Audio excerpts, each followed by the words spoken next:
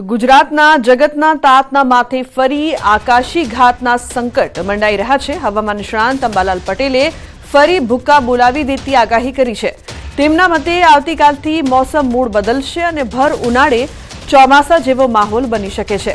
કયા વિસ્તારોમાં કેવો વરસાદ, કેટલી ઝડપે પવન ફૂંકાશે તેની પણ અનુમાન તેમણે કર્યું છે। હવે આગામી દિવસોમાં ભારે આંધી વંટોળ અને ગાજવી સાથે વરસાદ થવાની શક્યતા રહેશે। લગભગ કેટલાક ભાગોમાં ઉત્તર ભારતના ભાગોમાં 80 કિલોમીટર પ્રતિ કલાકની ઝડપે પવન ફૂંકાવાની રહેશે। અમદાવાદ, ગાંધી અને ઉત્તર ગુજરાતના કેટલાક ભાગોમાં 50 થી 60 કિલોમીટરની ઝડપે પવન ફૂંકાતા ઊભા કેટલાક ઝાડનો લગભગ મૂળિયા હલી જાય તેવો પવન ફૂંકાવાની શક્યતા રહેશે। પણ ઉલ્લેખનીય છે કે હવે ધીરે ધીરે પ્રી મોન્સૂન એક્ટિવિટી શરૂ થશે અને તારીખ 3થી ગુજરાતના હવામાનમાં પણ પલટો આવશે અને તારીખ 5, 6, 7, 8 તારીખમાં ધોધમાર વરસાદ લગભગ ઉત્તર ગુજરાતના કેટલાક ભાગો, કચ્છના ભાગોમાં ક્યારેક હળવું પૂર પણ આવી શકવાની શક્યતા રહેશે। એટલે હવે વરસાદ જે છે એની ગતિવિધિ પ્રી મોન્સૂન એક્ટિવિટી શરૂ થશે। તો અંબાલાલના મતે 8 મે સુધીના સમયમાં ગુજરાતમાં વૈશાખ મહિનામાં અષાઢ જેવો માહોલ બની શકે છે। જો કે આ ગાળા બાદ ફરી 2 વખત કમોસમી વરસાદ ગુજરાતને ગમરોડશે। આ ગાળામાં વીજ પ્રપાતના પણ એંધાણ જોવા મળી રહ્યા છે। વરસાદની ગતિવિધિ સાથે છે કોઈ ભાગોમાં તો વરસાદ ચોમાસા જેવો જ વરસાદ પડશે, પરંતુ આંધી વંટોળ સાથે પ્રી મોન્સૂન એક્ટિવિટી શરૂ થવાની શક્યતા રહેશે અને લગભગ તારીખ 11 થી 20 મેમાં પણ ભારે આંધી વંટોળ સાથે કેટલાક ભાગમાં વરસાદ કે છાંટા પડવાની શક્યતા રહેશે અને ત્યારબાદ પણ તારીખ 25 મેથી 4 જૂન વચ્ચે પણ અરબી સમુદ્રમાં હલચલ જોવા મળશે। પરંતુ હમણાં જ બંગાળ ઉપસાગરમાં અને અરબ સાગરમાં હલચલ જોવા મળશે અને કેટલાક સાયક્લોનિક સર્ક્યુલેશનના કારણે ભારે ગાજવીજ, આંધી વંટોળ સાથે ગુજરાતના ભિન્ન ભાગોમાં વરસાદ ત્રાટકી શકે છે, જેમાં તારીખ 6, 7, 8, 9 અને ત્યારબાદ તારીખ 11 થી 20માં પણ પવનની ગતિ રહેશે અને આ કેટલાક ભાગમાં વીજ પ્રપાત પણ થવાની શક્યતા રહેશે। તો આ સ્થિતિમાં સૌથી વધુ અસર બાગાયતી પાકોને થઈ શકે છે। અંબાલાલ પટેલે ખેડૂતોને પણ સૂચન કર્યું છે।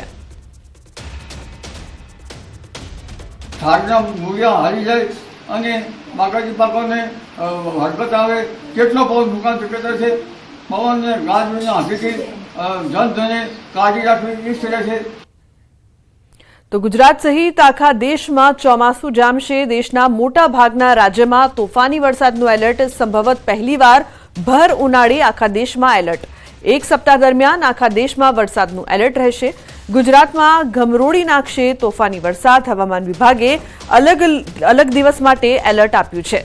આગાહીકાર રજનીકાંત લાલાણીની આગાહી, 4 ઇંચ માવઠાનો વરસાદ થવાની આશંકા।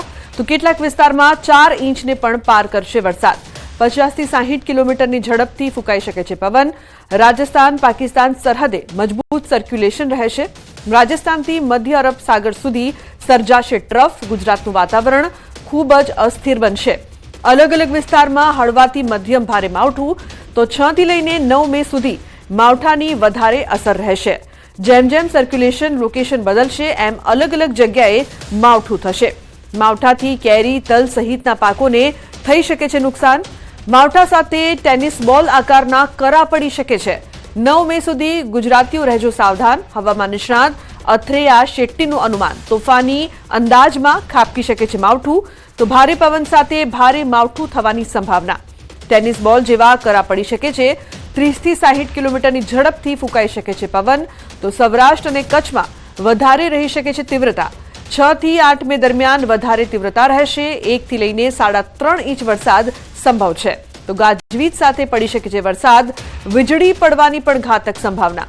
તો 6 થી 9 મે સુધી ઘરથી બહાર નીકળો તો હેલ્મેટ પહેરજો। કરાનો પ્રકોપ પણ જોવા મળશે। કાર માલિકો કારનો કાચ સંભાળજો। 6 થી 9 મે સુધી રેનકોટ સાથે હેલ્મેટ પણ પહેરજો। તો અથરેયા શેટ્ટીનું કહેવું છે કે વેસ્ટર્ન ડિસ્ટર્બન્સ ગુજરાત પરથી પસાર થઈ રહ્યું છે, જે મે મહિનામાં ભાગ્યે જ બનતી ઘટના છે। ઘણી વખત વેસ્ટર્ન ડિસ્ટર્બન્સ ગુજરાત કે ગુજરાતની નજીકથી પસાર થાય છે, પરંતુ તે ઓક્ટોબર નવેમ્બરનો સમયગાળો હોય છે। પરંતુ મે મહિનામાં વેસ્ટર્ન ડિસ્ટર્બન્સનું ગુજરાત પરથી પસાર થવું ભાગ્યે જ બનતી ઘટનાઓમાંની એક છે। વધુમાં તેમણે ઉમેર્યું કે મને યાદ છે ત્યાં સુધી લગભગ 2022માં દિવાળી સમયે એક વેસ્ટર્ન ડિસ્ટર્બન્સ ગુજરાત નજીકથી પસાર થયું હતું અને તીવ્રતાથી વરસાદ વરસ્યો હતો.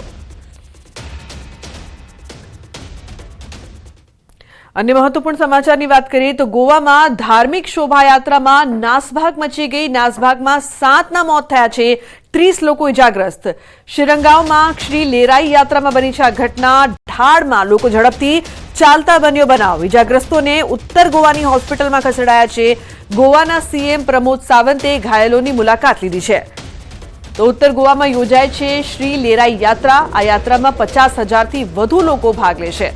આ અકસ્માત ત્યારે થયો જ્યારે મોટી સંખ્યામાં શ્રદ્ધાળુઓ પરંપરાગત જાત્રામાં ભાગ લેવા માટે એકઠા થયા હતા. ભારે ભીડના કારણે અંધાધૂંધી ફેલાઈ ગઈ, જેના કારણે નાસભાગ જેવી સ્થિતિ સર્જાઈ હતી. તો ઘાયલોમાંથી કેટલાકની હાલત ગંભીર હોવાના પણ સમાચાર છે. સમગ્ર ઘટનાને લઈને પીએમ મોદીએ ટ્વીટ કરીને શોક વ્યક્ત કર્યો છે. તેમણે જણાવ્યું છે કે ગોવાના શિરગાંવમાં ભાગદોડમાં થયેલ જાનહાનિથી દુઃખી છું. ઇજાગ્રસ્તો જલ્દીથી સ્વસ્થ થાય તેવી પ્રાર્થના. તો લેરાઈ યાત્રા શું છે તેની જો વાત કરવામાં આવે તો લેરાઈ દેવી એક પૂજનીય હિન્દુ દેવી છે, જેમની મુખ્ય રૂપે ગોવામાં ખાસ કરીને દક્ષિણ ગોવાના શિરોડા ગામમાં પૂજા કરાય છે. લરાઈ દેવીને સમર્પિત મંદિર સ્થાનિક લોકો અને આજુબાજુના ક્ષેત્રોથી આવતા શ્રદ્ધાળુઓ માટે એક મહત્વપૂર્ણ આધ્યાત્મિક કેન્દ્ર છે. લેરાઈ દેવી યાત્રાને શિરંગાંવ જાત્રાના નામે પણ ઓળખાય છે. તે ગોવાનો એક મુખ્ય ધાર્મિક અને સાંસ્કૃતિક ઉત્સવ પણ મનાય છે.